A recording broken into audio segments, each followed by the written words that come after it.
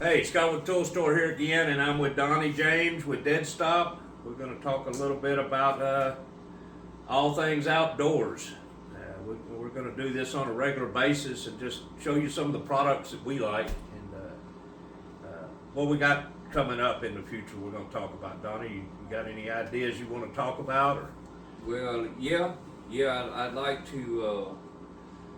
We're gonna cover one of the main ones right here, a good knife. Right. And then I want to get into some trapping. That's what we need to start doing. Okay. Well, I'm not much of an expert on trapping for sure, but maybe I can follow your lead and we can learn a little bit about it. Yeah, Teach me a little bit. You gotta keep them. You gotta keep them coyotes and them bobcats at bay as much as you can. That's important. Man, where it happened, I don't know, but as much as we hear a lot of people talk about coyotes and stuff all over the country. Mm-hmm. That's one thing we're going to talk about. We're going to talk about night vision scopes here. Yeah. One of these episodes, but we have coons has really been my problem. Yes, mine too.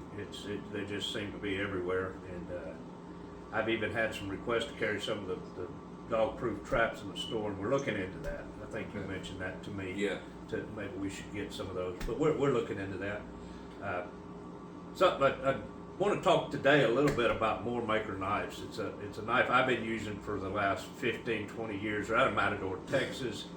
All their knives go to King Ranch, 4.6s, Wagoneer Ranch and stuff before they go out to the public. And I just recently got Donnie, I think actually it was Faith got Donnie into Moore Maker knives, and I wanted to bring him on, or we wanted to sit down and talk about them and see what he thought about them now that he's been using them for a while. But I love them. And I've got a couple here. I don't remember which one you got. I got this one right here. Okay. What I like is the sheath. I love the leather. But this sucker right here is sharp. It is handy, especially with the hook on it.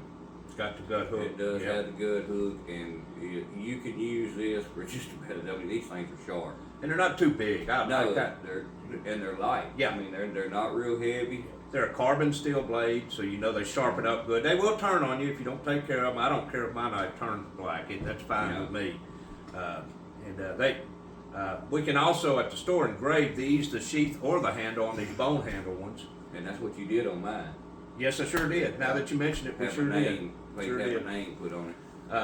I've got one here. It's one of my favorite. It's called the Bull Cutter, and just because Facebook kids are on here, we won't go into why it may be called the Bull Cutter.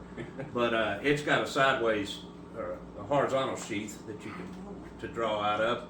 That's a real popular one. We sold a ton of these this Christmas, and it also has a bone handle. We've got tons of Moore Maker knives, from the trappers to the folders to bone handles to the collector's item. These knives have got a price point somewhere around $70 to $100. These two we got here, we've got them on up to $600, and we've got them down to $29. So at the store, but that's a good knife. We get a lot of people asking about that. What do you use for a knife? What's a good hunting knife? And I've used the Moore Maker for years. I'm real bad about not processing a bunch of my deer, but I know Donnie does most of his. So I was going to defer to him on the skinning. We did. If you want a good knife to skin with, this one right here, I mean, it's right. The price point's right, and it'll get the job done for sure. I mean, there's no doubt about it. And if you're deer hunting, squirrel hunting, any kind of hunter, you need a good knife on your side. I mean, just to go in the woods, you need a good knife on your side. Anything can happen. Yep. And you never know when you're going to. A compass and a good knife. Yeah, that's no doubt. Speaking of compass, I tried to use the compass the other day off my phone.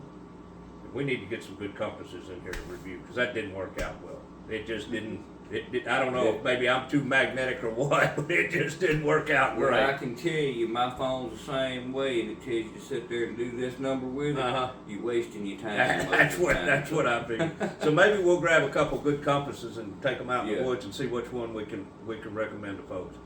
Hey, y'all have a good day. Stay tuned. We're going to talk about a bunch of things outdoors. Thank you.